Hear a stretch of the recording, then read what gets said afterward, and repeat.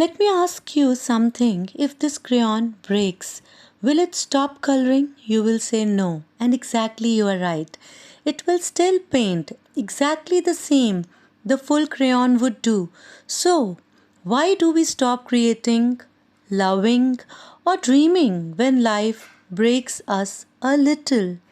Hi, I am Luminary Coach Charanjit Ved, NLP, and if you are listening me for the first time, we are on a long journey to make you new you by doing small practices. We say adopting micro habits and making a mind shift. You see, life doesn't choose the perfect ones to make masterpiece. It chooses the real ones, the ones who have fallen, cracked, and stood up again.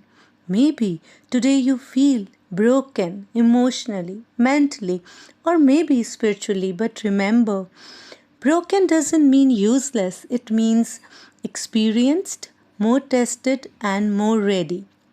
Today, I want you to do a small practice of micro habit that will shift your mindset.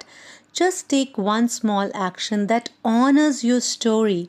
Write one line in your journal about what made you stronger. Do one act of courage that your old self was afraid of. You don't need to fix everything, my dear, today. You just need to begin painting again because healing doesn't start with perfection, it starts with permission. So hold your crayon today. Broken or not, color the way your day is.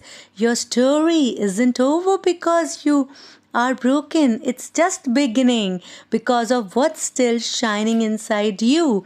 Remember, the masterpiece was never about having perfect tools.